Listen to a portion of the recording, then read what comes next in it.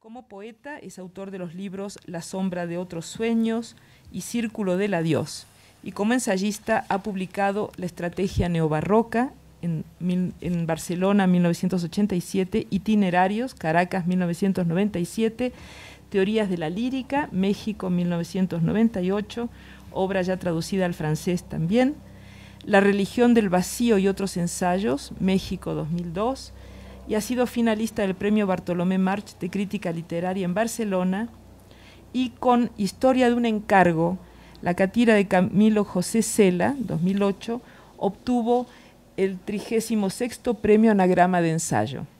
Fue profesor invitado del Programa de Estudios Latinoamericanos de la Universidad de Princeton y actualmente dirige el seminario Globalización y Ciencias Sociales en la Universidad de Cergy-Pontoise y el seminario Globalización, Nación y Literatura en América Latina en la Escuela Normal Superior de París.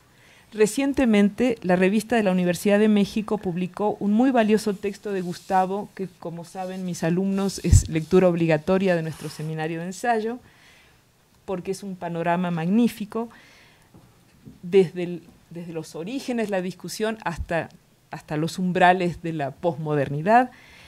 Y el título de este texto es Modos, rutas y derivas del ensayo contemporáneo de la tierra firme al mar sin orillas. Bueno, le damos la palabra a Gustavo. Muchas gracias. Muchas gracias. Muchas gracias, Liliana, por esta presentación, y mil gracias por esta invitación a ti, al programa Ensayo en Diálogo, y a todo el equipo que trabaja en torno a este proyecto estupendo. Quisiera agradecerte no solo la invitación, sino también la posibilidad de haber estado aquí ayer y haber participado y escuchado las comunicaciones que se han hecho, y haber aprendido y tomado nota de tantas cosas interesantes que se dijeron.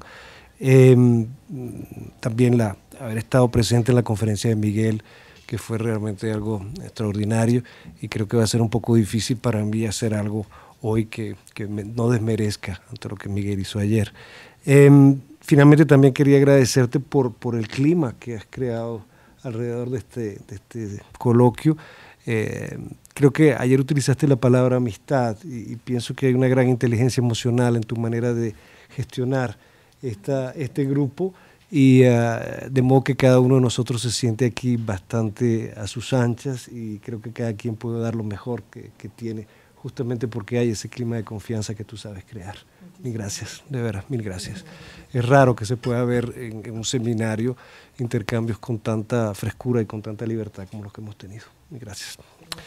Bien, un honor, pues, una alegría y un reto dar esta pequeña charla y estar aquí con tantos investigadores de Estados Unidos, de Europa, de México, de América Latina, y ver también tantos amigos queridos que están aquí, Olbet, Sergio, Miguel, tantos amigos que ha sido una verdadera alegría ver. Varias precisiones sobre las cuartillas que les voy a leer. En primer lugar, creo que lo anuncié un poco ayer y lo voy a reiterar hoy, se trata de un ensayo. Voy a hacer un ensayo, no voy a hacer una conferencia académica. Vamos a intentar un ensayo, voy a tratar de dialogar con ustedes a partir de este trabajo abierto, y quisiera que pudiéramos todos de algún modo discutir durante al final de la comunicación en torno a las posibilidades de escritura que ofrece el ensayo hoy. Es uno de los temas que me planteo. Es decir, se trata de una indagación que yo quiero libre y abierta sobre un tema conocido, o como diría Adorno, de una especulación sobre un objeto específico ya culturalmente constituido. No habrá, pues, ya que hablamos de ensayo, ni introducción ni conclusión, pero sí una exploración, un tanteo de las diversas áreas de un problema que quiere recorrerse, analizarse y comentarse a través de una reflexión personal y compartida que pone en escena las tensiones propias de un discurrir que se va ejecutando en la escritura.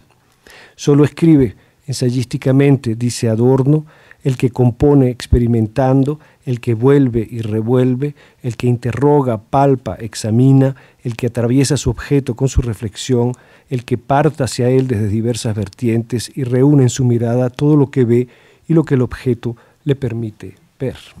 Adorno. En segundo lugar, quisiera advertir que se trata de un work in progress sobre un tema en el que vengo trabajando desde hace ya algún tiempo. Y en tanto que work in progress se trata de una investigación, de una exploración que aún no ha concluido y sobre la que no puedo ofrecer, por tanto, resultados definitivos. Mi texto ha sido escrito como un conjunto de notas, como un conjunto de comentarios, como un conjunto de fragmentos que constituyen más o menos pequeñas pinceladas sobre un tema, y será leído de la misma manera, como un conjunto de notas, como un conjunto de fragmentos. Me gustaría pues que se lo entendiera así, como una etapa intermedia o parcial dentro de un proyecto más amplio, y que se lo leyera a través de la tensión formal de su inacabamiento, que es a partir de allí donde se abren posibilidades de diálogo con este texto. De hecho, mi exposición se va a detener al cabo de 35 o 40 minutos, quizá cuando lleguemos al punto más extremo que he tocado por ahora, o quizás antes, ¿no?, en función de lo que esta cartografía del mercado nos permita ver durante los minutos que vamos a estar juntos. Si les parece, luego podemos conversar, como les decía, intercambiar un poco en torno a este proyecto de texto. Lo tercero que quisiera decirles es que estas cuartillas, estas notas, estos apuntes, resumen un trabajo interdisciplinario que se sitúa en la confluencia entre la historia, la sociología de la lectura, la economía, la teoría y la crítica literaria. Pero ante todo, como ustedes verán, se trata de una investigación histórica sobre la génesis de nuestro tiempo, sobre la génesis de lo contemporáneo, y como tal plantea el problema del inacabamiento y de la escasa distancia frente a los fenómenos que se analizan, aunque en ciertos casos hayan pasado ya más de 20 años. Mi hipótesis es que las transformaciones que se producen durante la década de los 90 aunque tienen algunos orígenes más antiguos, constituyen el zócalo sobre el que se alza nuestra cultura contemporánea y son las bases del presente en el que todavía vivimos. Entender los cambios de fondo que entonces ocurren me parece una condición indispensable para entender las transformaciones en las formas de producción, de circulación y de recepción de la literatura que inciden en el sentido de las prácticas discursivas durante esa década y nos permiten interpretarlas dentro de sus contextos más específicos y diferentes. Porque lo nuevo no está ya, vamos a decirlo, en las figuras textuales ni en los procedimientos discursivos, como bien lo sabía Pierre Menard, sino en la significación que estos adquieren al responder a problemáticas distintas a través del espacio y el tiempo. Tanto más en una época en que una de las preguntas mayores que debe hacerse la literatura, o que comienza a hacerse la literatura, es si lo nuevo puede ser aún un signo que denota el presente, o si hay que buscar más bien otras formas de alteridad para decir el hoy. Si apelo básicamente a la lectura de nuestros ensayistas en esa década, porque es una lectura de varios de nuestros ensayistas, es porque creo que nuestros ensayistas son los primeros que van a verse confrontados con estas y otras interrogantes, y que leerlos rectamente nos muestra que la cuestión de la génesis de un nuevo tiempo es uno de los grandes temas, o uno de los temas centrales del ensayo latinoamericano a partir de los años 90. Parece un tema central. En fin, para acabar este prologuito, quisiera agregar que he elegido la palabra paisaje y no cartografía, no cartografía sino paisaje, porque creo que un paisaje como un ensayo no tiene por qué ser exhaustivo, ni tampoco debe esconder la carga de subjetividad que lo constituye. Un paisaje puede limitarse a sugerir la totalidad de una visión a través de un efecto de conjunto hechas de pequeñas, medianas o grandes pinceladas y de pigmentos y de formas que se quieran acumular como las notas que les voy a leer. La totalidad que aquí se quiere insinuar es la de una perspectiva latinoamericanista que permita enlazar textos, fenómenos y autores a través de una problemática dada y acaso nos enseñe a recomponer críticamente un discurso comparatista para trabajar con las literaturas del área en ese fin de siglo que para mí, lo repito, señala la génesis de nuestro tiempo contemporáneo. Bien, voy a comenzar pues esta lectura. Hay dos epígrafes. El primero de Geoffrey Barclay, en su introducción a la historia contemporánea, Voy a tratar de traducirlo como hizo Miguel ayer, pero creo que no lo haré tan bien.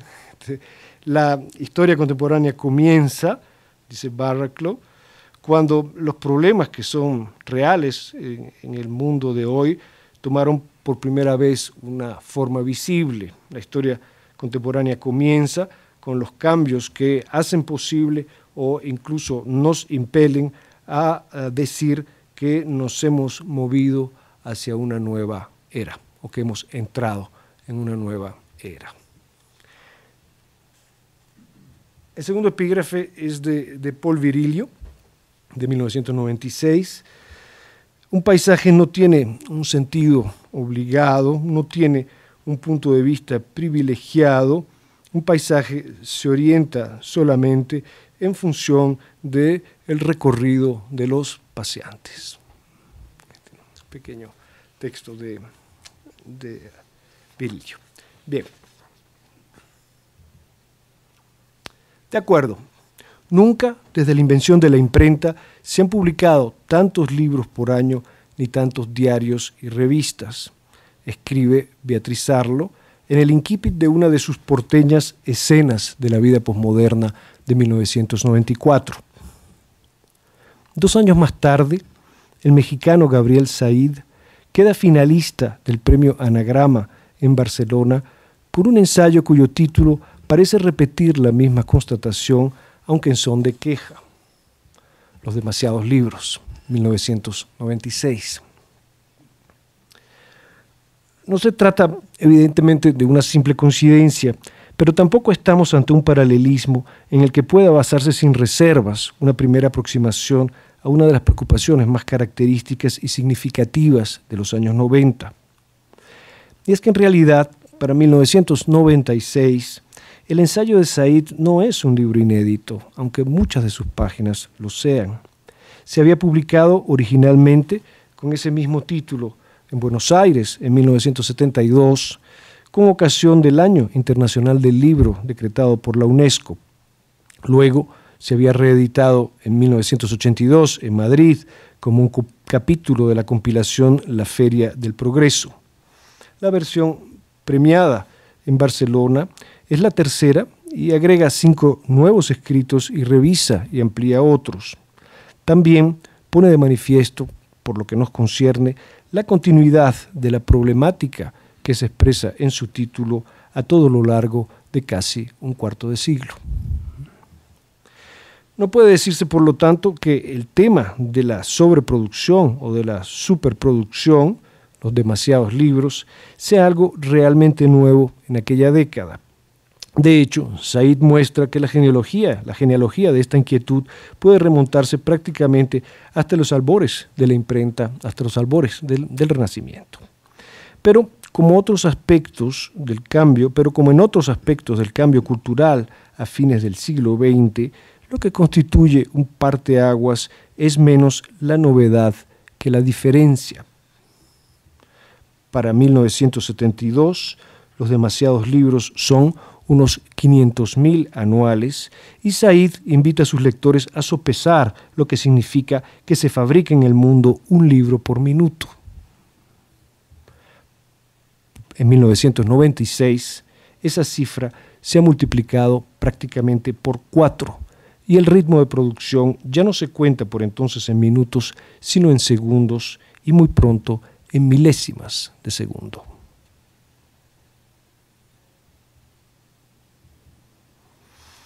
El procesamiento de la imagen por computador, señala Fernando Ainsa a final de la década, describiendo la revolución tecnológica dentro del sector. El procesamiento de la imagen por computador, digitalización, ha ampliado las bases del trabajo gráfico y se traduce por un gran ahorro en tiempo y materiales de todo tipo, como papeles, tintas e impresiones de prueba.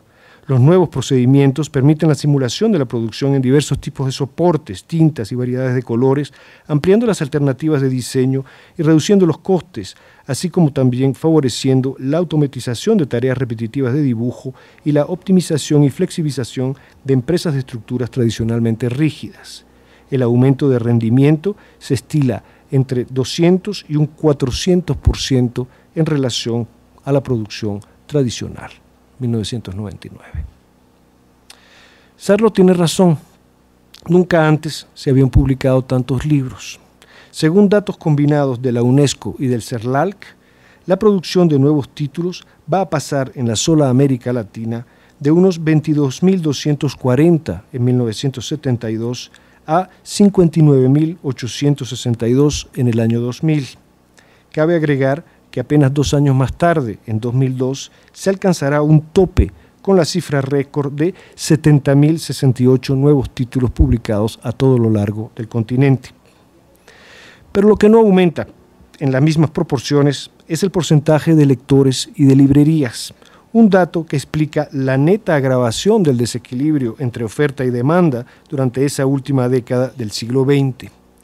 Simultáneamente y casi de improviso, en Buenos Aires, en México, en Bogotá, los demasiados libros saltan a la vista, replanteando el problema de la sobreproducción de una manera distinta, o digamos que haciéndolo visible con otra evidencia.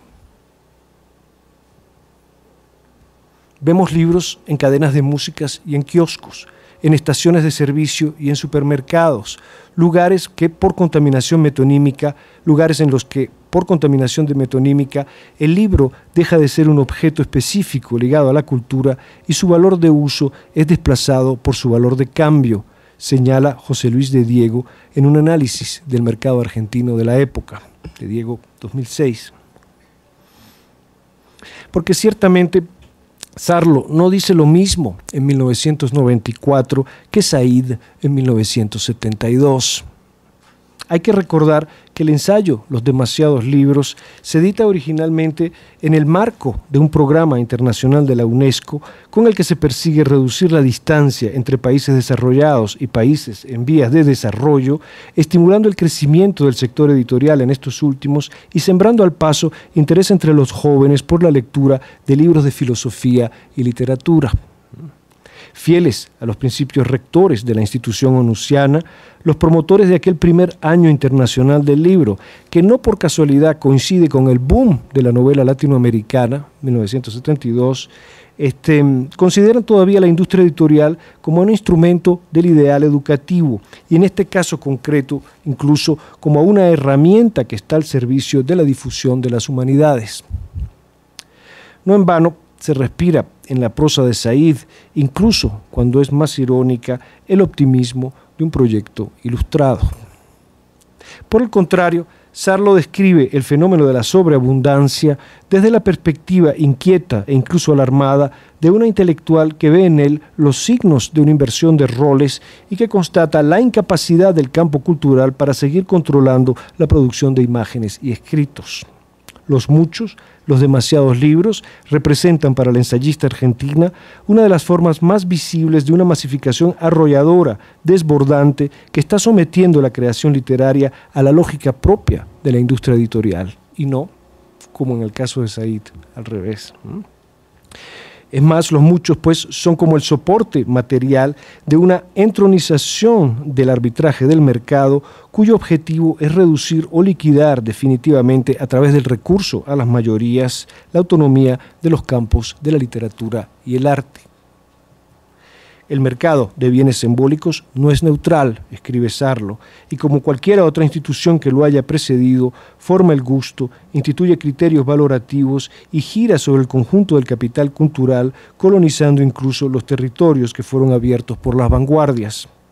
Para los grandes públicos, el mercado y algunas instituciones vinculadas directa o indirectamente a sus tendencias reemplazan con similar autoridad a los prestigios carismáticos tradicionales y a los ya consagrados por la modernidad.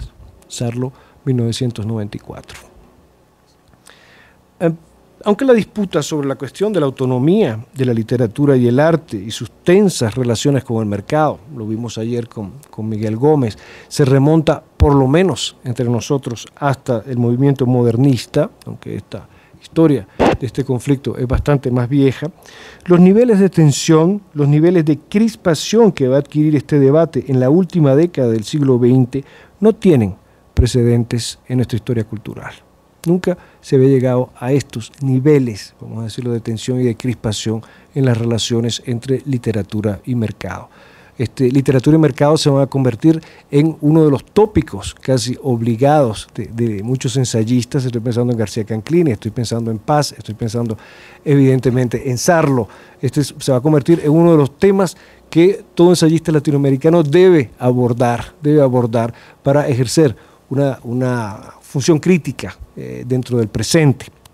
Escribir, digo pues, que las tensiones a las que se llega con esta temática y la actualidad que esta temática va a tomar a partir de los años 90 no tiene precedentes anteriores, no los tiene. Y me interesa verla así porque esa temática está aquí, forma parte del tiempo en el que estamos, está continuamente presente en el tiempo en el que estamos. Y está presente de una manera específica, que es la que se constituye durante esa década, de cara a las transformaciones tecnológicas y al avance también del mercado. Escribir, publicar y leer con el telón de fondo de unos volúmenes de sobreproducción tan evidentes y asombrosos supone a la sazón adentrarse en un paisaje distinto, donde se han alterado sustancialmente los equilibrios tradicionales que regían las relaciones entre autores y editores, entre críticos y difusores, entre distribuidores y libreros. Hay un corte neto que no solo toca el peliagudo asunto de la valoración o la apreciación de las obras literarias, sino que afecta asimismo otros aspectos de la mediación editorial y por tanto de la imposición de un sentido a través del proceso de transformación de un manuscrito en libro impreso. A principios de los 90, Octavio Paz escribe así en uno de los ensayos de La otra voz, Poesía y fin de siglo, cito: ahora, el escritor debe enfrentarse al editor y a su cuerpo de consejeros de marketing. Además, en cada empresa, sobre todo en los Estados Unidos, hay editores encargados de corregir y adaptar los manuscritos. Algunas de estas prácticas, aisladamente, son explicables y justificadas. En su conjunto, son deplorables, amenazan con disolver la diversidad de autores, obras y lectores. Pérdida incalculable, pues no solo se pierden interlocutores, aunque aumente el número de lectores, sino que la noción misma de interlocutor se desvanece, y con ella el diálogo entre el autor y el lector. Paz, 1990. A pesar de las enormes distancias que los separan en tantos planos, Paz sigue creyendo, por ejemplo, que la mediación editorial no ha tenido ni debería tener espesor alguno. Hay algo que es sorprendente en esta crítica de Paz, como si antes de ese momento la edición no hubiese ejercido también un rol de mediación con los autores. Lo que ocurre a partir de los 90 es que hay un incremento de ese papel, por razones que vamos a ver un poco más tarde, y Paz está acusando, digamos, el cambio en las relaciones tradicionales entre autor y editor, que comienza a implementarse en esos años. A pesar de la enorme distancia que los separa pues, en tantos planos, Paz y Sarlo van a compartir en aquel momento de los años 90 una lectura del mercado y de los avances de la edición que lo presenta como los más acuciantes peligros, ¿sí?, para la libertad y para la diversidad de la literatura y el arte. Sarlo: la industria cultural, el cine, la televisión, los discos, la organización de eventos musicales, la edición, tiene más poder económico de lo que alguna vez se atrevieron a soñar los fundadores de un imperio como Hollywood. Advierte Sarlo, tratando de dar una idea de las magnitudes del problema, 1994. Paz no es menos crítico cuando apenas unas semanas después de la caída del muro de Berlín señala en otro de sus ensayos: hoy las artes y la literatura se exponen a un peligro distinto, no las amenaza una doctrina o un partido omnisciente, sino un proceso económico sin rostro, sin alma y sin dirección. El mercado es circular, impersonal, imparcial e inflexible. Algunos me dirán que a su manera es justo, tal vez, pero es ciego y sordo, no ama la literatura ni el riesgo. Octavio Paz, 1990. Existe una vieja expresión humanista cuya caída en desuso acaso permite describir un aspecto esencial del cambio al que se está asistiendo. Merecer otorgar o recibir los honores de la imprenta, significaba antaño que un manuscrito había alcanzado el nivel de reconocimiento necesario o suficiente para convertirse en un libro, o sea, que había obtenido la autoridad indispensable para que se realizara ese acto en el que se asociaban la producción de un objeto material y la creación de un valor específico, los honores de la imprenta. Los niveles de sobreproducción a los que se llega a fines del siglo XX acaban de barrer este sistema de apreciación implícito y fuerzan un replanteamiento de la cuestión del valor en un contexto en el que imprimir o editar, independientemente del prestigio o la importancia del sello que se elija, ya no parece acarrear en sí mismo ninguna forma de reconocimiento, ni secreta tampoco una plusvalía simbólica particular. Para atesorarlos, para conseguirlos, habrá que ir a ganárselos en adelante entre los demasiados libros, entre los muchos y demasiados libros, aún de las editoriales más reputadas, dando la batalla de la visibilidad en una esfera pública saturada y donde se confunden circulación y producción de valor. De ahí el nuevo y decisivo papel que han de desempeñar a partir de los años 90 la distribución y la difusión, no solo dentro de la cadena del libro, sino también en la creación y la gestión de muchos fenómenos literarios. Podría incluso argumentarse que ante las condiciones de sobreproducción, editar y publicar, dejan de ser verdaderos sinónimos, ya que publicar, si se entiende por ello hacer público, presupone ahora un nivel de visibilidad que solo la difusión y la distribución parecen capaces de garantizar. Hay muchos libros que se editan y que ya no se publican porque nadie los ve. Nadie los ve. Ni siquiera salen de las cajas, ni siquiera salen de los sótanos aquí en muchos lugares institucionales incluso ocurre esto. Tenemos que editar y publicar, como decía, es una de las maneras de la disociación de estos dos términos que habían funcionado hasta entonces como sinónimos. Podemos ver los cambios que se están operando. El escenario de los 90 es sin lugar a dudas el de una gran crisis del valor que vuelve más perentorio que nunca un debate sobre sus modos de fabricación, de acumulación y de transmisión, pero que al mismo tiempo convierte a dicho debate en un objeto anacrónico y hasta reaccionario de cara a la reivindicación de un relativismo generalizado que marcha al unísono con la masificación de los productos culturales. El hecho de que hoy esta discusión haya sido extirpada de la agenda, escribe Sarlo, que se le considere a veces pasada de moda y otras veces se le impute una vocación de absoluto típica de la modernidad que se quiere dejar atrás, puede ser un signo de la democracia de los tiempos. Como sea, también habría que considerarla un resultado de la expansión nunca conocida como hoy del mercado capitalista en la esfera artística. Sarlo, 1994. Paz abunda en el mismo sentido cuando ofrece un testimonio de la importancia que la sobreproducción de libros adquiere en esos años, no solo como un signo que hace visible el conflicto entre el poder de los intelectuales y el de las industrias culturales, sino además como la metáfora mejor de todo un sistema económico que con la implementación de las políticas neoliberales súbitamente invade el mundo de las letras y las artes y lo hace pasar por una fase de intensa aceleración. Eslabones en la cadena del mercado, el autor produce objetos de consumo, libros, que manufactura y distribuye el editor entre los consumidores, lectores. Cadena incesante que produce continuamente nuevos objetos que nunca por su naturaleza misma pueden saciar enteramente el hambre y la sed del consumidor. Invención tantálica del capitalismo moderno, más, siempre más y nunca lo suficiente. Charles Fourier pensaba que en el estado de verdadera civilización que él llamaba armonía, se produciría un número limitado de objetos de incomparable calidad y de gran duración. En nuestras sociedades, en cambio, se procura producir el mayor número de objetos de calidad media, poca duración y rápido consumo. No niego las ventajas de la economía de mercado, creadora en los países desarrollados de una abundancia sin precedentes en la historia, aunque muchas veces esa abundancia es engañosa y superflua, provoca falsas necesidades y no satisface algunas esenciales. Observo, no obstante, que a medida que aumentan la producción y el consumo, aumentan los desechos.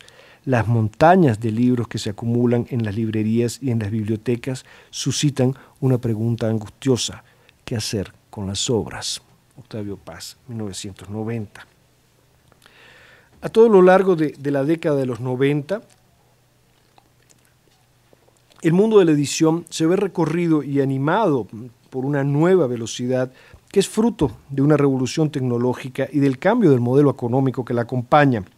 Pero en el caso latinoamericano se manifiesta además a través de la celeridad, aún de la brusquedad con que se lleva a cabo en pocos años, la reestructuración, la reactivación y la internacionalización de una industria editorial en ruinas. Efectivamente, no habría que olvidar la importancia de estas transformaciones ni la velocidad a la que se realizan, pues todas inciden decisivamente en la percepción que se tiene por entonces del fenómeno de la sobreproducción. Dicho de otro modo, si los demasiados libros parecen tan demasiados en aquellos años, es en parte porque a lo largo y lo ancho del continente se está saliendo con el fin de siglo de un largo periodo de recesión y de crisis en el sector editorial. Contamos con un documento fehaciente y muy revelador, sobre todo viniendo de quien viene, para entender el estado de la edición latinoamericana a fines de los años 70 y a principios de los 80.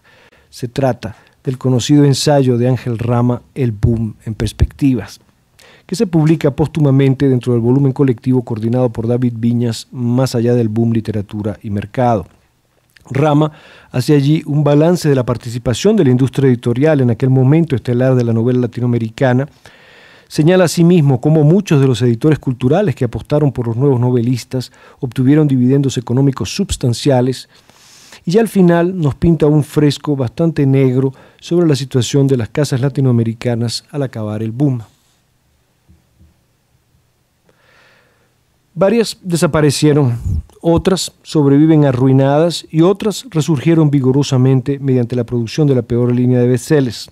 El caso de MC es ejemplar, una editorial en donde hicieron su obra Jorge Luis Borges, Adolfo Bioy Casares, Eduardo Mallea, donde se incorporó al español mucho de la mejor literatura anglosajona, constituyéndose en la guía modernizadora de novelas baratas internacionales. Fabril Editora, que llevó adelante la mejor literatura del momento, desapareció. Losada, al cumplir sus 40 años de gloriosa trayectoria cultural, vio el retiro de su fundador y la venta de la mayoría del paquete accionario que difícilmente recuperó luego Gonzalo Losada. Sudamericana ha comenzado a frecuentar la línea de bestsellers de MC. Seix Barral alterna libros de élites con títulos de mera venta para mercados locales latinoamericanos. Incluso casas como el Fondo de Cultura Económica tuvieron que luchar con dificultades económicas y otras como Joaquín Mortiz se han restringido al campo nacional. Ángel Rama, 1984. El crítico uruguayo no vivirá, sin embargo, para ver el naufragio general en que se convertirán los años 80, la famosa década perdida, tras la crisis de las deudas externas y el colapso de los proyectos de desarrollo autónomo. Recordemos que a la represión de las dictaduras militares, que ya había herido de muerte el importante polo de producción editorial del Cono Sur, se ha de sumar luego un conjunto de procesos de hiperinflación incontrolables que darán al traste con la posibilidad de sostener el negocio editorial en muchos lugares de Latinoamérica, contribuyendo además a dispersar los públicos que se habían constituido con el boom y a desbaratar las escasas redes de distribución que subsistían a nivel regional. En un conocido artículo sobre la historia reciente del libro latinoamericano, Sealtiel Alatriste plasma un testimonio vívido de aquel momento de los años 80. Todavía recuerdo el fatídico año de 1982, poco después de que el presidente mexicano José López Portillo incumpliera su promesa de defender a la moneda mexicana como un perro y llevara a cabo la primera de una serie de devaluaciones que llevaron al tipo de cambio de 22 a 150 pesos por dólar y a la tasa de interés del 14% al 90%. Yo me encerraba en mi oficina de la editorial Nueva Imagen y constataba casi por horas las pérdidas que acumulábamos. Para que se tenga una idea de lo que fue aquello, podría dar una cifra. Por un préstamo de 5 millones de pesos a una tasa preferencial del 12%, pagamos más de 150 millones con un interés que en su momento más bajo rozó el 70%. Años antes, cuando en 1978 cayó el mercado argentino, el distribuidor Isaías Clase, sin saberlo, me había dado un anticipo de lo que sería aquello. lo que hace 2 años costaba un departamento en Buenos Aires, me dijo, es lo que ahora vale el pavo de Navidad. Las endebles economías latinoamericanas no resistieron el embate financiero del primer mundo. Habíamos crecido creyendo que en verdad el desarrollo nos había abierto sus puertas. Se altera la triste, 1999. Rama no alcanzó a ver este naufragio general del gran proyecto desarrollista, pero lo que sí pudo vislumbrar, y así lo anticipa en su artículo citado, es una de las principales consecuencias de este naufragio, el desembarco de las grandes transnacionales de la edición, la prensa y la comunicación que se van a ir aposentando por todo el continente a partir de los 80. Las editoras culturales entraron en insalvable crisis, escribe en su recuento, y en cambio han emergido robustamente las multinacionales del libro, ya sea mediante la adquisición de aquellas arruinadas, ya mediante el desarrollo de sistemas de ventas masivas a domicilio, ya mediante la venta de series populares en los supermercados. Ángel Rama, 1984. Las causas que provocan la irrupción de estos nuevos actores son, sin embargo, bastante más diversas. Por un lado, está ciertamente la propia crisis de las economías de la región que afecta a muchas casas editoriales extranjeras y las obliga a reconsiderar la viabilidad de un modelo basado exclusivamente en la exportación de libros a América Latina.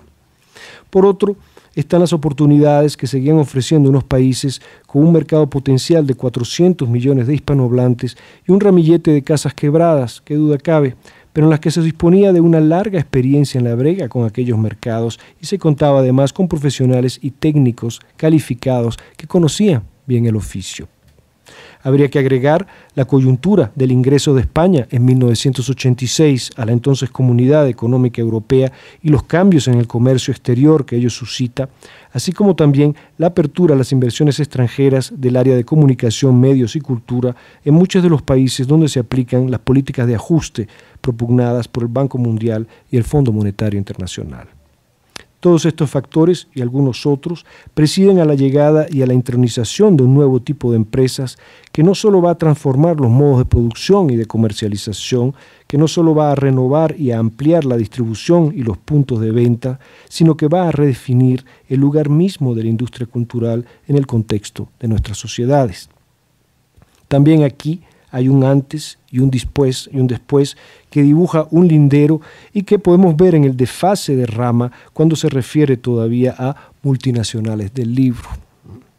Y es que lo que empieza a instalarse en los años 80 y se extiende por todo el continente en la década siguiente son grandes conglomerados de actividades integradas que resultan de un doble proceso de concentración empresarial. El que se produce primero dentro del sector editorial a partir de los años 60 y luego entre este y el sector de comunicación y tecnologías con el fin de siglo.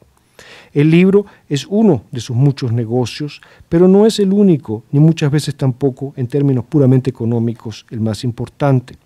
Su relegación, su descentramiento, corre paralelo a su integración en un archipiélago de contenidos donde ni la palabra impresa ni la literatura ocupan ya una posición hegemónica.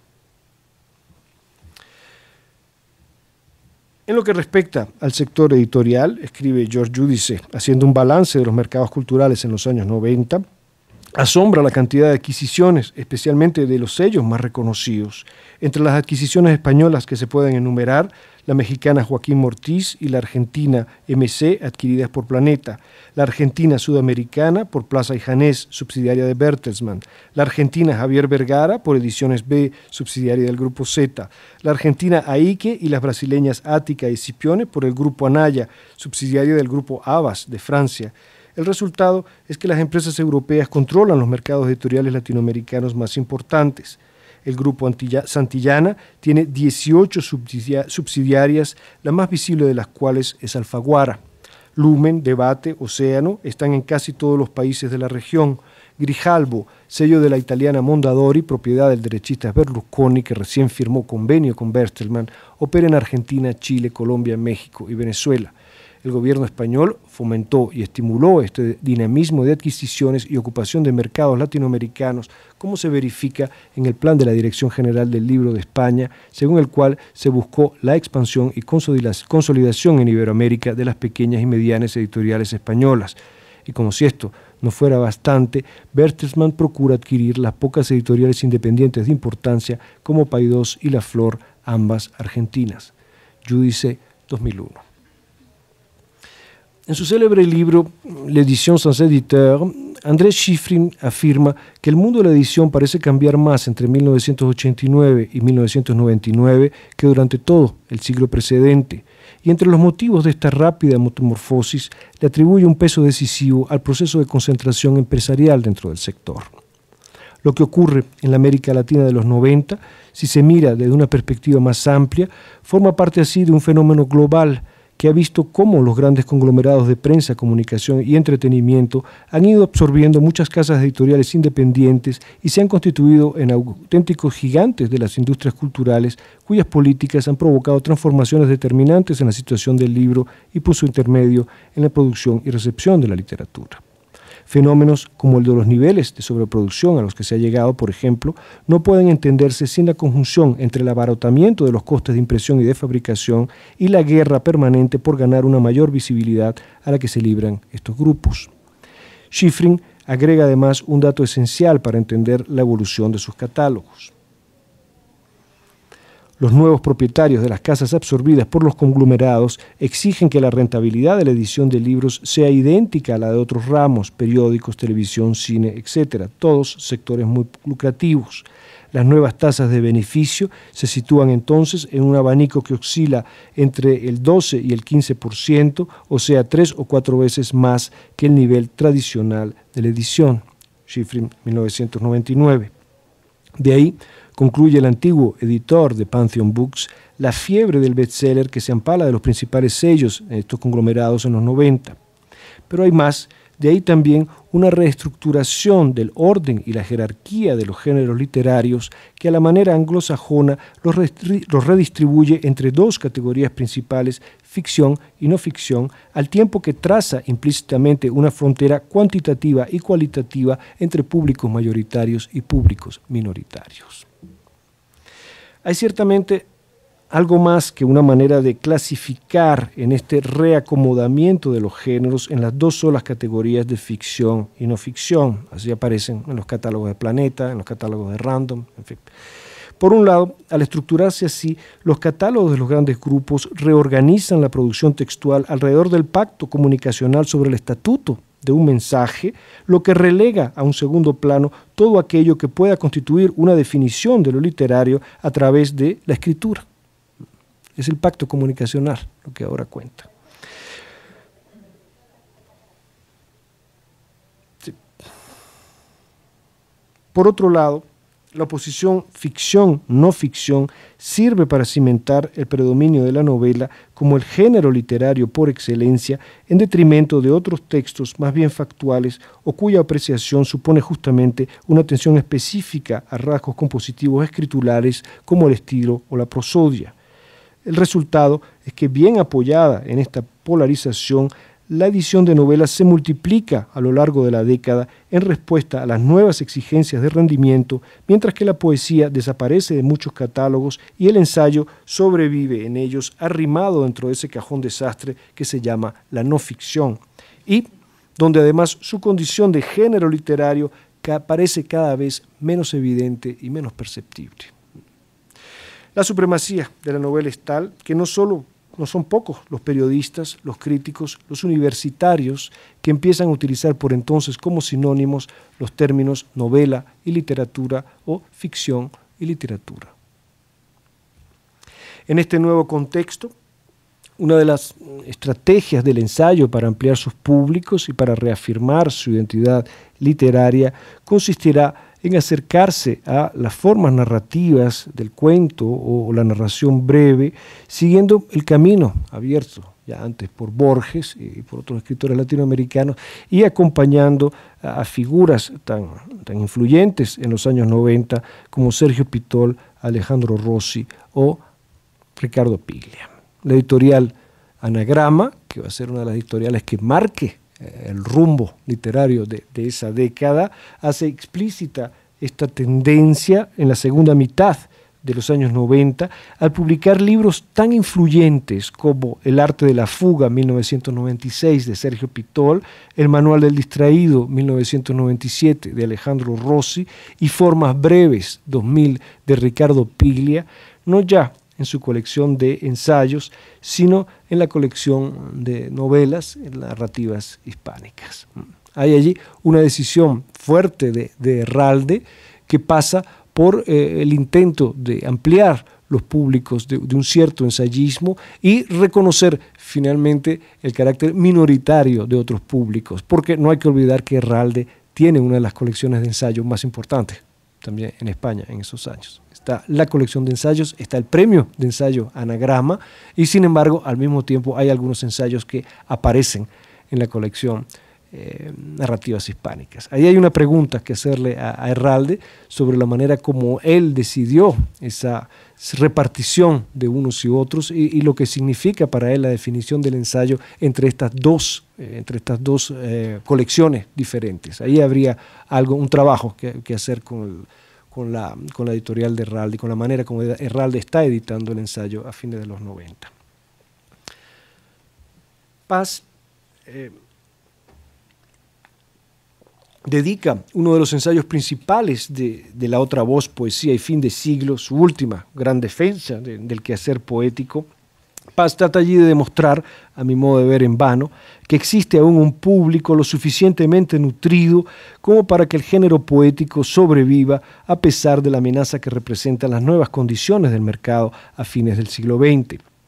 Pero lo cierto es que la poesía brilla por su ausencia en algunos de los catálogos y editoriales más emblemáticos de la lengua española, como por ejemplo el catálogo de Anagrama, donde no se publica poesía, como por ejemplo el catálogo de Alfaguara, que tiene tanto peso y donde no aparece la poesía, y además podemos ver cómo tiene una presencia muy restringida o más restringida en otros catálogos donde antaño solía vérsela con frecuencia, como es el caso de Seix-Barral, que fue la editora de la poesía de Paz, por ejemplo, durante tantos años y de tantos otros poetas. Los poetas más jóvenes, que al abrirse la década de los 90 no disponen de un público consolidado, van a tener que buscar rápidamente otras vías para difundir sus poemas y para tratar de ponerlos en el mapa nacional o internacional, porque también para ellos, para los poetas, en ese espacio público saturado, la batalla por ganar será la batalla de la visibilidad. Es la visibilidad lo que da ahora una dimensión pública a la edición de un libro. De ahí la proliferación de pequeñas editoriales de poesía como Trilce en México, Pequeña Venecia en Venezuela o Tsetse y Vox en Argentina apuestan por un cambio en el diseño que redefina la presencia del género poético asociándolo a un tipo de libro particular, digamos a un objeto cuyos formatos, papeles y portadas se desmarquen netamente de aquellos que los grandes conglomerados utilizan por lo general para publicar sus novelas o documentos. Como en algunos experimentos de las vanguardias históricas, modelo de escritura y modelo de edición marchan juntos en muchos de estos singulares poemarios o libros objetos o libritos, a veces son muy pequeñitos, tanto más cuanto que a menudo sus editores, en la mejor tradición vanguardista, son también artistas, escritores o poetas. Lo primero que nos llama la atención de esta poesía, escriben así Ana Mazzoni y Damián Celci en un artículo sobre las poéticas rioplatenses del fin de siglo, no es el modo en que está escrita, sino la materialidad del libro, del objeto libro que la sostiene, diseños curiosos, formatos bastante alejados de los libros comunes, todas esas cosas que nos hacen preguntarnos, pero ¿y esto qué es? Ese sentimiento de sorpresa es el modo en que lo nuevo, lo distintivo de la poesía actual se nos aparece por primera vez.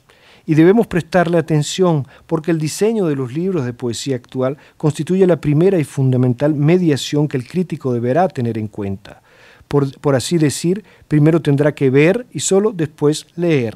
Su peso en el asunto no podría provenir de la voluntad de uno o muchos escritores a los que de pronto les hubiera parecido interesante darle una importancia fundamental al diseño de los libros. Habría que buscar la causa, en todo caso, en la palmaria imposibilidad que viven los escritores de integrar el catálogo de alguna editorial que tenga una participación significativa en el mercado. Y no es casual que esta poesía haya nacido aproximadamente a mediados de los años 90. Todo el resto es literatura, es decir, para muchos ficción, es decir, para muchos novelas, cientos de novelas, miles de novelas, ya que se trata indudablemente del género mayoritario, no solo porque ha sido el que tradicionalmente ha gozado de un público más extenso, sino también porque ha sido el que mejor ha sabido cultivarlo y ampliarlo socialmente a través del tiempo.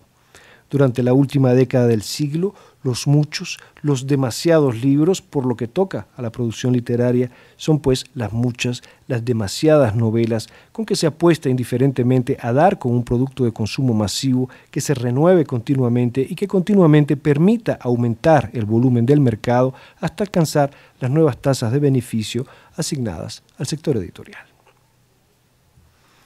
En una librería española se recibe una nueva novela cada 10 minutos, le dice Pedro del Carril a Jordi Nadal en 2001, cada 10 minutos.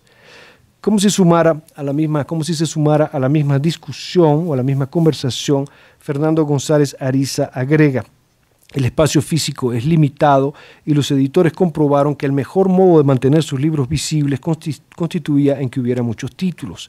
Así, las nuevas novelas fluyen incansables hasta su lugar sobre las mesas y allí se mantienen el mayor tiempo posible, ocupando un lugar que así no se concede a la competencia. Desde el momento en que todas las grandes editoriales han establecido la misma estrategia, la guerra por el espacio vital se ha convertido en una lucha de vida o muerte. Los libreros no pueden mantener el espacio de un libro mucho tiempo porque tienen una larga cola de otros que esperan su turno. ¿Qué hacer con las obras?, se preguntaba Paz, y lanzaba así una pregunta para la cual la respuesta más socorrida hasta ahora es la guillotina, dado que el aumento y la aceleración de la producción no permiten ya el mantenimiento de fondos importantes en el cada vez más abarrotado espacio de las librerías. Rama ve esbozarse esta tendencia a la desaparición de los fondos en las librerías a mediados de los años 80. Pero en los 90 se generaliza con el triunfo de un régimen temporal presentista que transforma a las librerías, al decir de José Luis de Diego, en albergues transitorios de novedades, con todas las consecuencias que ello implica, por lo que toca al diálogo entre generaciones y a la formación y la constitución de una memoria literaria común. El mercado editorial actualmente, escribe José Luis Martín Nogales en 2001, es sobre todo un mercado de novedades. No existe casi el mercado de fondo editorial. No es rentable, ocupa espacio y no es operativo. Hoy es imposible encontrar en librerías una novela publicada hace un año. Las librerías solo retienen las novedades.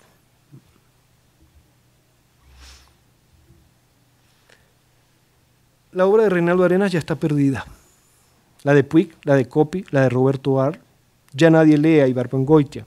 Monterroso, que perfectamente hubiera podido declarar que 3 de sus personajes inolvidables son Mandela, García Márquez y Vargas Llosa, tal vez cambiando a Vargas Llosa por Bryce Echenique, no tardará en entrar de lleno en la mecánica del olvido, constata Roberto Bolaño, sin ocultar su pesimismo, poco antes de morir en 2003.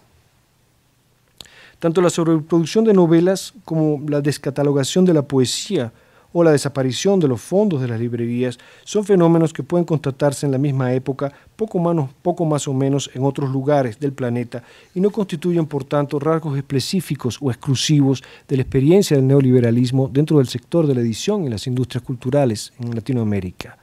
Por el contrario, lo que sí parece más propio de la situación latinoamericana son algunas de las respuestas a estos cambios, así como también las hondas contradicciones y tensiones que genera a través del continente la posición ambivalente de unos grandes conglomerados cuyos capitales internacionalizan el sector de la edición y parecen abrirlo hacia un horizonte global, pero cuyos modelos operativos son locales y tienden a organizar y explotar la producción literaria básicamente dentro de los países de destino.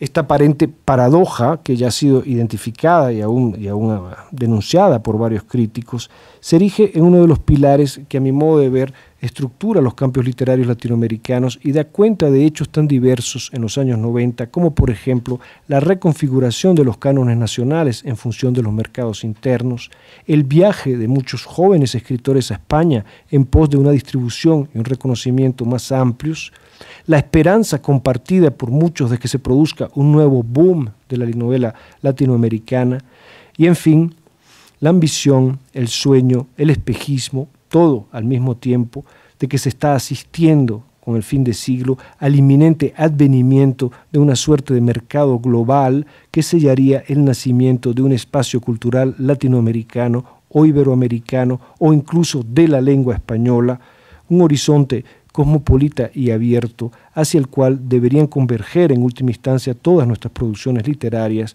y donde desaparecerían al fin las fronteras entre literaturas nacionales. Creo que me voy a detener aquí. Gracias.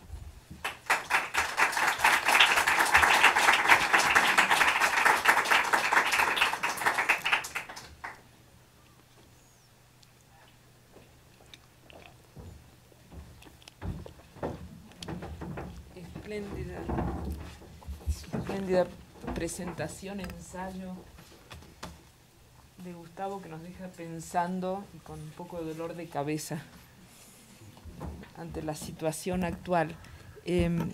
Muy recientemente Muñoz Molina denunciaba también respecto de la novela las demasiadas páginas de alguna novela. Por ejemplo, las últimas de Salman Rushdie. Dice, son ilegibles, son una porquería, no son buenas de leer. Y presagiaba entonces el retorno posible del ensayo o de la buena literatura como una salida última. Bueno, quiero abrir el debate porque supongo que estas palabras tan estimulantes van a dar lugar a muchas preguntas. Sí. Y ella también. Iba a usar de su generosidad descriptiva para pedirle que acuda a un tema que usted ayer enunció en la ponencia de presentación de Miguel Gómez, la universidad. ¿Qué papel tiene la universidad? ¿Y qué papel tiene la crítica de Gaudí? ¿Cómo se inserta en este panorama? O sea, es una especie de resguardo, de refugio, una especie de nueva bohemia, fin del siglo XXI, neutralizada por las becas y por los salarios, o ahí se está gestando una nueva manera de interpretación de esta literatura de masas, en el sentido elemental, esta interpretación que permita ver efectivamente que no hay que tenerle miedo al fin de las literaturas nacionales, cuando en algún momento se elevó como ideal la literatura mundial, ¿cierto? Sí, no sé si se oyen, no se oye así. Sí, la verdad es que esta parte que leí es una parte un poco, a veces un poco negra, pero hay matices de luz y luego a medida que voy avanzando en el texto voy cada vez hacia más luz, ¿no? Yo pienso que la crítica universitaria, específicamente, hay algo que es bastante duro con respecto a la crítica universitaria y con respecto al lugar de la crítica universitaria. Hay un sector de la edición que se va a crear a partir de los años 90, que es el de libros universitarios privados, vamos a decirlo de esta manera. Toda una serie de editoriales, como por ejemplo Iberoamericana Wewert, como tantas otras, que van a recuperar una producción universitaria cada vez más importante, también cada vez más importante que no encuentra un lugar dentro de las editoriales, de grandes conglomerados de edición o la alta distribución. Eso es un negocio, perdóname que te lo diga. Hay un inmenso negocio, a veces de dimensiones escandalosas, en la manera como las universidades se están haciendo a veces, no sé qué palabra utilizar, están pagando para la edición de estos libros. El desfase entre lo que eso podía costar teniendo ediciones universitarias o imprensas universitarias y lo que cuesta sacarlo afuera es enorme, es enorme. De modo que voy a comenzar por allí. La crítica universitaria se convierte en un negocio también para un cierto grupo, pero al mismo tiempo la aparición de estas editoriales privadas universitarias y el hecho de que la producción universitaria no encuentra ya tan fácilmente una salida en la alta distribución ha marginalizado el papel de la crítica universitaria. La ha marginalizado frente a la creación de opinión en un espacio público que está cada vez más saturado y en la que los universitarios están, en el campo literario, quiero decir, bastante ausentes. El periodismo literario ha tomado el lugar que antes muchos universitarios ocupaban.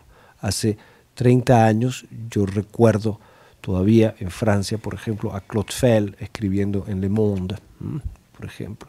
O recuerdo que Roland Barthes escribió en la Quincena Literaria alguna reseña de Severo Sardou, por ejemplo.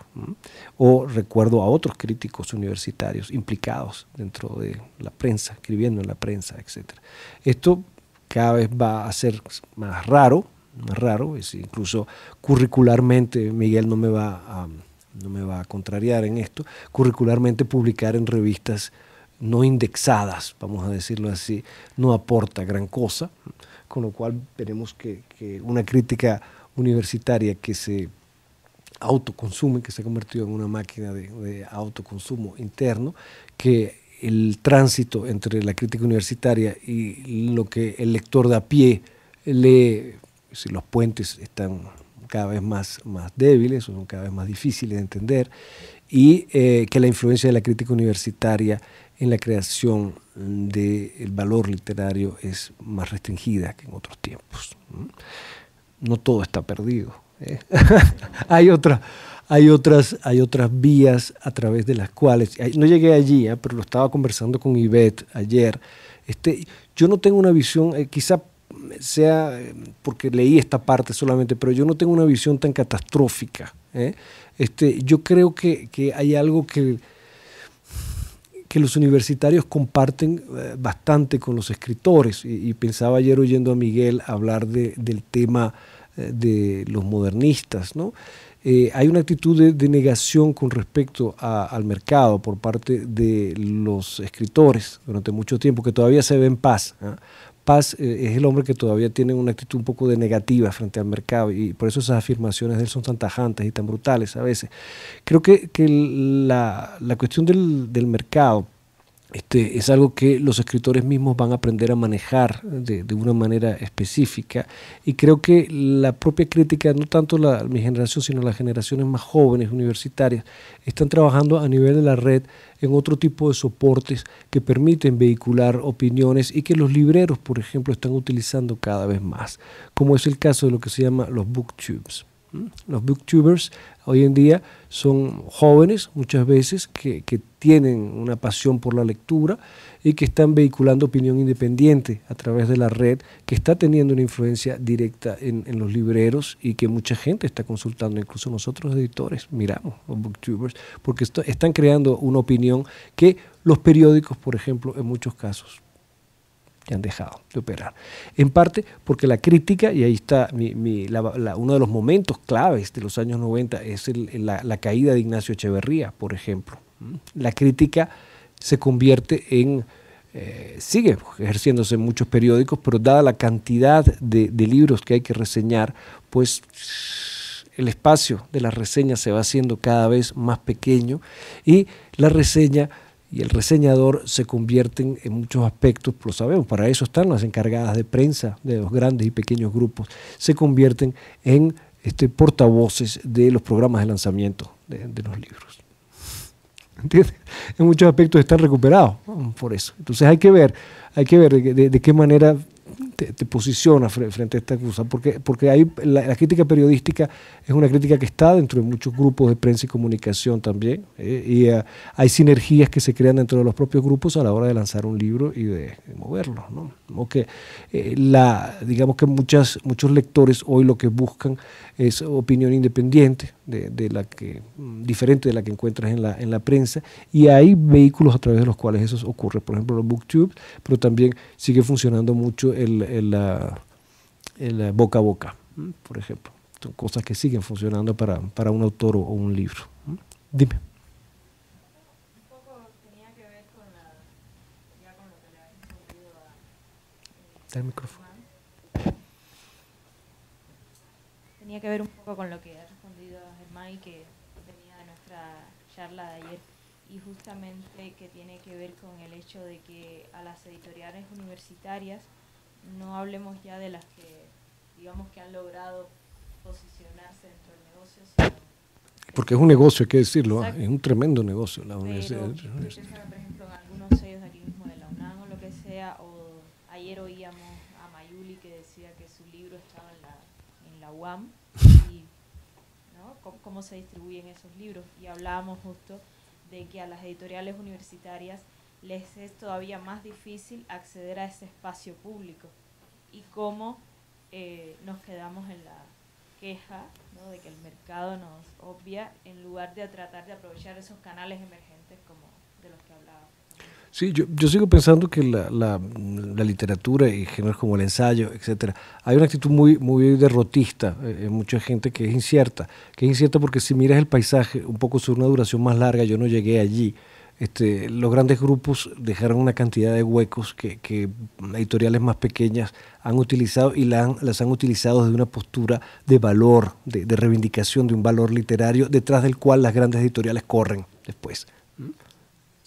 Es decir, muchas grandes editoriales aspirarían al capital simbólico de Anagrama o de Eterna Cadencia o de Sexto Piso, ¿me entiendes?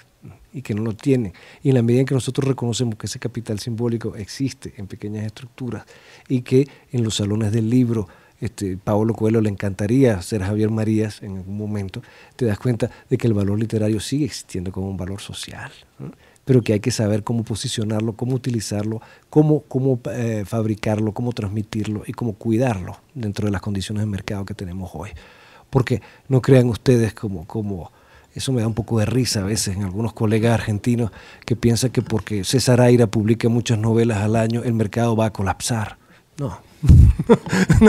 No creo que César Aira vaya a hacer colapsar al Grupo Planeta, no creo que los directivos de Random House Mondadori no duerman porque César Aira ha publicado una novela más, no creo, ¿entiendes? Lo de César Aira es muy divertido porque en otro momento del texto yo trabajo con las categorías de Bolívar Echeverría, en la relación de Bolívar Echeverría entre cultura y capitalismo. Bolívar Echeverría dice que hay 4 actitudes posibles frente al capitalismo de la cultura occidental. Una dice que es la postura clásica, otra la postura romántica, otra la postura realista y otra la postura barroca, ¿eh? Y la postura barroca consiste en sublimar y convertir en objeto lúdico la presencia del capital. Yo creo que en el caso de César Aira lo que es divertido es la postura barroca.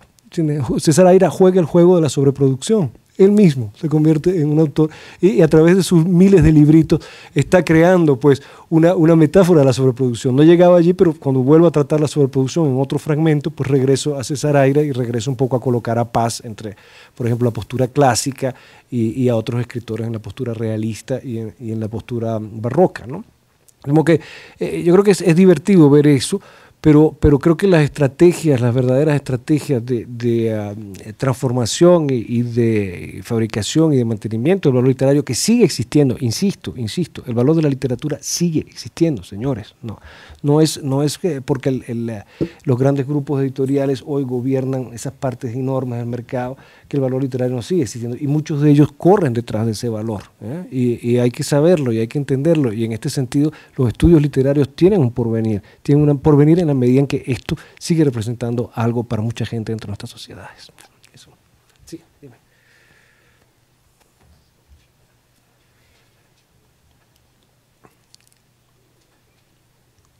Tengo una duda con respecto a esto, porque me ha parecido interesante en ese sentido, por ejemplo, la estrategia, ¿no?, que han tomado las universidades norteamericanas, ¿no? Porque es interesante que, por ejemplo, en términos de los estudios visuales, por ejemplo, Mitchell publica sus libros en la Universidad de Chicago, ¿no?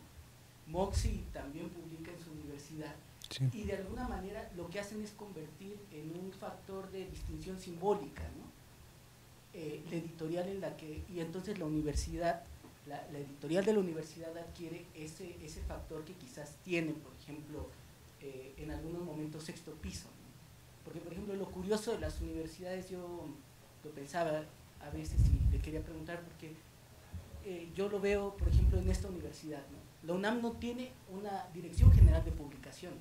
¿No tiene? Cada instituto yo pensaba que sí. Pero no hay un tiene, director general pero de la UNAM. No funciona. Sí, hay muchas, o sea, y hay libros que solo se consiguen en ciertos institutos, pero no se ha consolidado, por ejemplo, con ese, aunque hay mucha producción y producción de calidad ensayística, no adquiere ese valor de distinción simbólica, porque no hay un orden ni siquiera en qué se publiquen los distintos institutos, ¿no? Entiendo. Entonces, ese proceso me parece interesante y esa era mi duda, ¿no? O sea, ¿usted cómo ve ese fenómeno? Yo pienso que el tema de las editoriales universitarias norteamericanas es propio de la cultura norteamericana, es decir, el nuestro es algo distinto. Hay un país latinoamericano que yo conozco que está tratando de hacer algo semejante a los Estados Unidos y que tiene una cantidad de editoriales universitarias que están tratando de pasar también hacia el sector de gran distribución, que es Colombia. En Colombia, la Universidad de los Andes, la Javeriana, en fin, hay una serie de universidades que están desarrollando unas políticas editoriales propias que tienden a imitar un poco el modelo norteamericano. Pero es que en los Estados Unidos uno tiene que entender que el sistema de ediciones universitarias está, como todo el sistema universitario, marcado por un capital simbólico muy, muy fuerte dentro de esa cultura, y que las editoriales universitarias vehiculan el ranking de sus propias universidades, ¿no? Y sirven como uno de los espejos de esos rankings. No es lo mismo publicar en Princeton University Press que publicar en Boulder, Colorado, ¿entiendes? Sin que tenga que decir nada contra Boulder, ¿no? Pero simplemente son rankings diferentes, ¿no?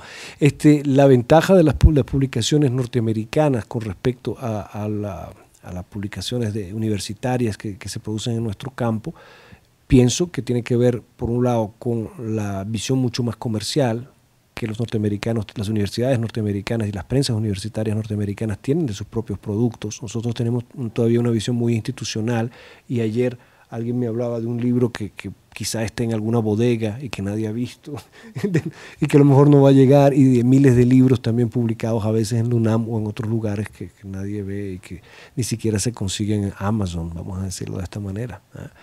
Yo creo que en el caso latinoamericano es difícil equiparar las publicaciones universitarias, el sistema de edición universitario con el sistema norteamericano. Es muy complicado por el tipo de prácticas comerciales que suponen, por el vínculo institucional que hay con el libro, y también porque nuestras universidades pues no tienen desafortunadamente los medios de que disponen a veces las universidades norteamericanas para publicar.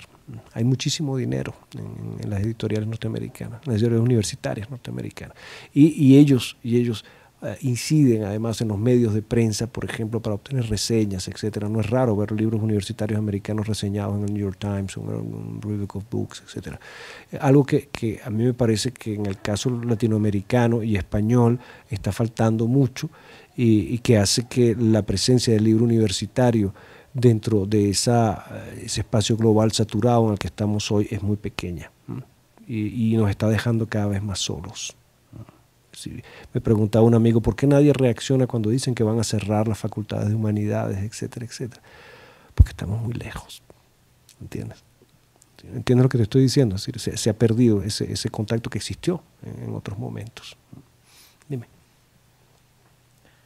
Franci, ¿querías hacer un comentario?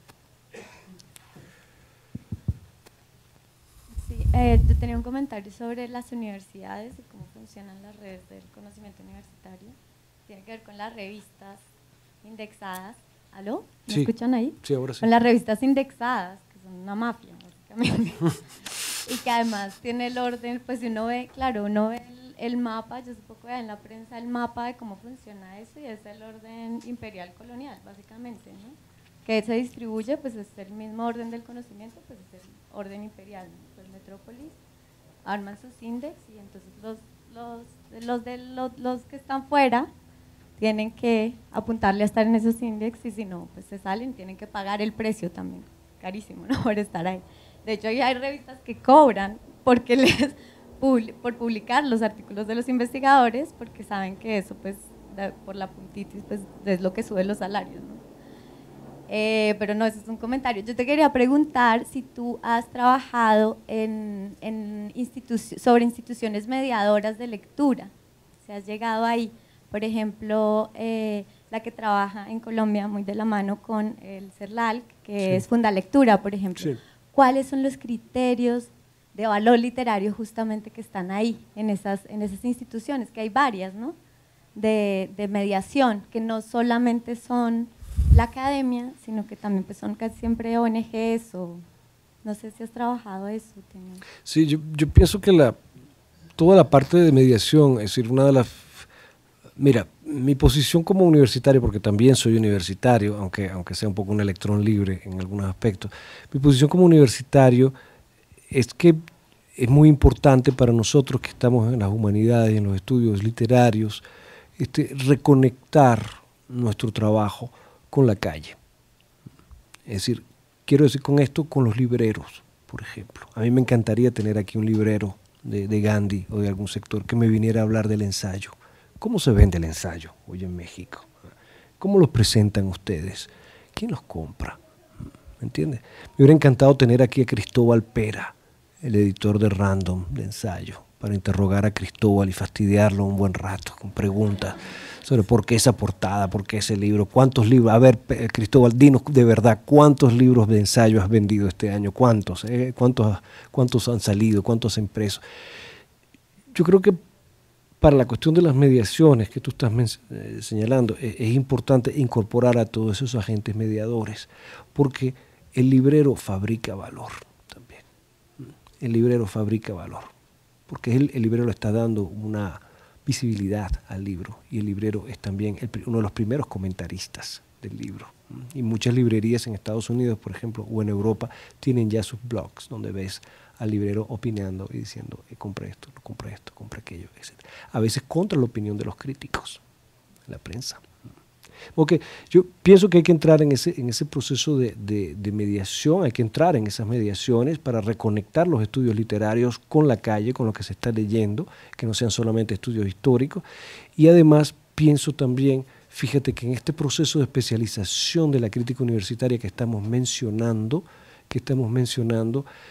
de pronto el formateo de la escritura en las revistas, las famosas revistas indexadas, etcétera, nos está empobreciendo en recursos creativos, y que es el momento justamente en que volvamos al ensayo. Seamos ensayistas otra vez. Seamos ensayistas, hablemosle a alguien más que al comité de referencia de la revista Estudios, por ejemplo, en Bogotá, o al comité de referencia de la revista Iberoamericana de Pittsburgh, ¿entiendes? Yo creo que hay que tratar de hacer eso. Pienso que es muy importante hacerlo, porque si no lo hacemos nos vamos a quedar solitos, ¿entiendes? Y creo que es importante hacerlo porque es el momento. Ha habido toda una reacción también de pequeñas editoriales, de booktubers. Hay una cantidad de gente haciendo cosas en torno al valor de la literatura hoy, y la universidad está un poco ausente. La universidad tiene que volver a conquistar su puesto, y ese puesto no lo va a conquistar desde la revista Iberoamericana de Pittsburgh, sino aquí, con los libreros, con la gente de la calle, con los lectores, yendo a meter la mano otra vez a la pasta, metiendo la mano en la harina. Y en un lugar de Robin Hood, Sí. La reseña, por ejemplo, yo recuerdo que las grandes reseñas de José Gaos en las primeros números de Cuadernos Americanos. Alejandro, yo recuerdo todavía la reseña Alejandro magistral de Rossi. Alejandro Rossi sobre la novela de García Márquez, El amor en los tiempos del cólera.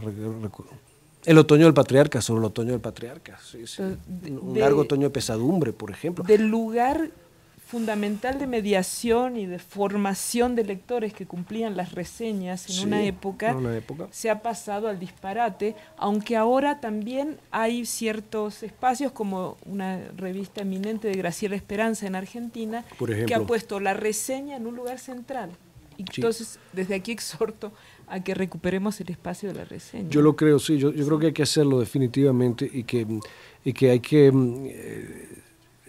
Pienso que hay que tratar de incidir o intervenir de una manera más abierta fuera del puro ámbito universitario, porque hemos perdido esos espacios han sido espacios perdidos por la universidad. Yo recuerdo a Alejandro Rossi, recuerdo a Roland Barthes, recuerdo a muchos universitarios, profesores míos, que escribían reseñas en la prensa. Yo recuerdo a Guillermo Sucre escribiendo reseñas en el periódico El Nacional. Yo recuerdo a Roland Barthes, pues, no lo recuerdo a él, pero he leído las reseñas de Roland Barthes en Le Monde, en fin. Recuerdo que hubo un tiempo en que la universidad tenía una voz sobre la plaza pública, sobre el foro, y esa voz hoy se la deja a Ignacio Echeverría y a los periodistas que más o menos manejan con cierta inteligencia, pero también a una cantidad de gente que no sabe absolutamente nada. Y a veces ni siquiera se leen los libros que reseñan. Dime. Bueno, Francini, ahora sí muy brevemente porque se acaba el tiempo. Francini, ¿querías comentar algo? Yo tengo un par de preguntas. Bueno. Una relacionada con las bibliotecas, sobre todo con esta sobreproducción de los libros y que el hecho de que algunas bibliotecas importantes ya no reciben más libros porque ya no los pueden almacenar. No los pueden Yo almacenar. quise llevar un par de libros a la Biblioteca Nacional en Madrid y a la de Cooperación y ya no reciben libros. Entonces, no pueden tener acceso a lo nuevo que se está generando y por otra parte la centralización del conocimiento de que ciertas bibliotecas con infraestructura muy fuerte como la de Berlín pueden no tener acceso a muchos libros que se están creando, pero que no tienen acceso en Latinoamérica. Es decir, hay demasiados libros, pero también es difícil acceder a esos libros y entonces se quedan en 2 o 3 centros, en Austin, en Berlín, donde uno puede tener acceso a todo eso. Y otra, la crítica al intelectual mediático. Usted hablaba de la visibilidad de los escritores y por otro lado yo recordaba esta crítica que hace Deleuze y que hace Bourdieu a la participación en los medios de los escritores. Sí, yo creo que hay varias cosas a la vez. La cuestión de las bibliotecas es un problema central. Es un problema central. Paz hace una pregunta que yo recupero en mi textico, en mi ensayito. Es la pregunta de Paz: ¿qué hacemos con las obras? Y la está haciendo en 1990 y es una pregunta que no hemos resuelto. Es decir, cada vez es más difícil almacenar. Tenemos tantos que es muy complicado encontrar un espacio para esto. Pero hay que tener en cuenta además que ha habido una reducción en las compras de las propias bibliotecas de libros, unas compras que permitían vivir a veces a otro tipo de editor y que permitían además que el público accediera, eso que usted está diciendo, accediera a las novedades en unos tiempos relativamente breves. Ahora esos tiempos se han ido alargando. La cuestión de la presencia pública del escritor tiene muchos matices. Yo desconfío mucho de Bourdieu, como desconfío de otros intelectuales franceses, porque Bourdieu no vio el mundo en el que estamos, él vio el mundo anterior. ¿Entiendes? La presencia pública del intelectual hay que plantearla de varias maneras. Primero, hay un problema vinculado a la visibilidad de la obra que acabamos de evocar aquí. Cuando yo digo que publicar y editar ya no significa lo mismo, que hacer público significa hoy pasar por otro tipo de distribución y de difusión, el escritor ya no solamente escribe, sino que también difunde. ¿Me entienden? El escritor ya no solo escribe, sino que difunde, y en muchos contratos editoriales ya la publicación supone la participación del escritor en la promoción de su libro. la promoción de su libro, de modo que el escritor tiene que difunde. ¿Por qué? Porque la batalla de la visibilidad se gana a través de la presencia también del autor, de la presencia del autor, y esto ha generado toda una serie de prácticas culturales que tienen que ver con lo que un teórico francés llama la postura. Es decir, cada escritor trata de inventar en el espacio público una postura que le dé continuidad al lector con respecto a la obra que él está ofreciendo. Y uno de los ejemplos más claros que yo tengo es el de Mario Bellatin. Mario Bellatin tiene una postura, eso no hay duda, y la postura Mario Bellatin, como la postura Aira, por ejemplo, constituyen una encarnación visual y sonora y corporal de lo que puede esperarse de las poéticas del uno y del otro, por ejemplo. Entonces creo que es un problema diferente. El problema de Bourdieu es todavía el problema del gran intelectual, de Sartre, de cómo quitarse de encima a Sartre. Cada vez que un intelectual francés habla de el problema del gran intelectual, uno siente inmediatamente que otra vez Sartre, papá Sartre me está mirando, ¿no? Como cada vez que un escritor argentino habla de la tradición argentina, uno siente que Borges está allí, ¿no? Que hay un problema, incluso esa angustia de las influencias es terrible en Piglia, ¿no? De estar todo el tiempo como contestándole a Borges. Y en Bourdieu pasa eso con Sartre, y una parte de la inteligencia francesa vive bajo la sombra terrible de Sartre, pero ya Sartre está muy lejos, ¿entiendes? Y ahora los problemas son otros. Y ahora, ¿cómo transformar esa postura o esa visibilidad en creación de opinión, en intervención dentro del espacio público de opinión? Eso ya es otro problema. Es otro problema que no sé, no podría tratar aquí. Okay. Sí, yo creo que ya estamos muy mal de tiempo, ¿verdad? Había una pregunta más. Francini, una Francini. pregunta a nuestra invitada del Brasil. Brasil. Sí, en Brasil. Era más una provocación, una tentativa de pensar juntos. Bueno, hagámoslo. Sí, estoy muy dispuesto.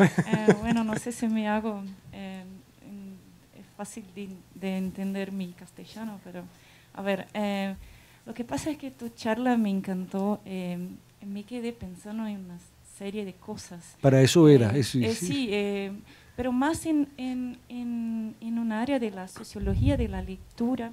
Me acordé de un debate que hicimos recientemente en Brasil, en un grupo de la USP, de la Universidad de São Paulo, sobre un grupo de sociólogos de la cultura, muy influenciados por Bourdieu, pero que está intentando de mapear quién son los actuales lectores de Brasil, que se han crecido, expandido con esta media. Masificación con surgimiento de una clase media también, hay una clase media claro, que pide Paulo libros. Coelho, incluso de líneas de romances, de novelas que no están en el género tradicional de un bien simbólico de distinción, como quiere Bourdieu, como de la gran literatura, de la buena literatura, pero que se expande y que copta un mercado de lectores, de nuevos lectores. De nuevos lectores. Sí, sí. Que se han expandido con la ascensión de las clases sociales y que todavía no teníamos, porque hablábamos del ensayo y de la gente que se leía y hacía buena literatura, sino para los pares en la universidad, antes de eso, para un grupo de lectores muy restrito y muy elitizado. Entonces, tenía acá una provocación, pero curiosidad aún de saber si vos trabajás con esta cuestión de cómo pensar el público y cómo mapearlo frente a esta expansión y esta cooptación que la masificación y el mercado hace en países como nosotros de Latinoamérica, que tenemos esta cosa terrible de las clases y de la distribución de renta. No sé cómo pensarlo. Sí, cómo competir con eso, es cómo recuperar como que esta voz activa del ensayo y de una buena formación con este público que está leyendo ahora, pero lee muy mal. Leyendo cosas que no... Vamos a ver, no sé cómo pensarlo. La literatura la literatura popular en muchos parte de la historia de la modernidad, sí. Ha sido como un peldaño para ir hacia otras cosas, ¿de acuerdo? Y ha sido también un alimento para muchas cosas. Yo estoy esperando, hay varios fenómenos interesantes para dar un poquito de luz en esto, ¿eh? Por ejemplo, yo recibo regularmente, y no solamente yo, también otros colegas que trabajan en ciencia ficción, etcétera, aún más, recibo pequeñas novelas escritas por chicos que tienen 16, 17, 19 años, que escriben las historias de sus juegos videos porque les parecen que esos juegos son insuficientes narrativamente, y entonces escriben como pequeñas noveletas complementarias al universo de sus juegos video. Y recibo también a veces propuestas de saber si nosotros podríamos ayudarlos a conocer a los fabricantes del juego de video, porque ellos tienen ideas narrativas que quisieran proponer. Esto significa que el universo de los juegos de video no se ha tragado a la narrativa escrita y que por el contrario tiene huecos, tiene fallas que hacen que haya jóvenes que tienen hoy una edad adolescente y que están escribiendo eso. Yo estoy esperando todavía el novelista, el Cervantes, que nos escriba un Paulo Coelho maravilloso.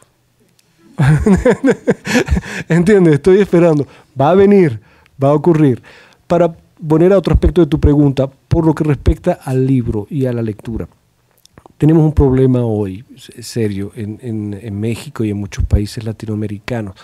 Ya no son los niveles de analfabetismo. Los niveles de alfabetización desde fines del siglo XX son muy buenos en muchos países, aquí y en otros, ¿entiendes? Nunca antes tanta gente ha sido alfabetizada en Latinoamérica. Y sin embargo, no conseguimos que pasen a la lectura, generalmente. Y no conseguimos que pasen a la lectura por razones que tienen que ver con lo que estaba diciendo el caballero allí al final. Es decir, ¿dónde están los libros? ¿Dónde están las librerías? La proximidad con respecto al libro no es solo un problema cultural, es también un problema físico. Y en este sentido, las ferias, el éxito de las ferias del libro, como la Feria del Libro de Bogotá o la Feria del Libro de la FIL, muestran que si uno acerca los libros o los pone en un lugar, la gente viene a buscarlos. Pero tienes que acercar los libros. Tienes que tratar de poner los libros a la distancia en que la gente pueda venir a buscarlos. Pero ¿Sí? cuando se llega, está masificando. Por ejemplo, en Brasil, estos espacios están siendo tomados por la gente que está muy ligada a una religión que es o espírita, kardecista o ¿cómo voy a decir?, evangélica, que está empezando a hacer la mediación de nosotros, que no estamos allá más, que no hacemos más esta mediación. No sé cómo pensar esto, porque creo que es una de las deudas del proyecto moderno en América Latina. La lectura sí, es una de las grandes deudas. Entonces, y lo sigue ¿cómo siendo competir con este mercado que no sé? Es que no entiendo muy bien con qué quieres competir. Yo creo que una de las cosas maravillosas que yo he visto, una de las cosas maravillosas, o por lo menos interesantes que yo he visto en el caso latinoamericano, es que muchos de estos grupos evangélicos ponen a la gente a leer. Cosa que los católicos ya no hacen. Por ejemplo, no ponen a la gente a leer. Estos los ponen a leer. Les abren las puertas del libro. Yo terminaría recordando esta tan sonada frase de Ricardo Piglia en Respiración Artificial: ¿quién de nosotros escribirá el Facundo? ¿Quién de nosotros leerá el Facundo? Bueno, muchas gracias.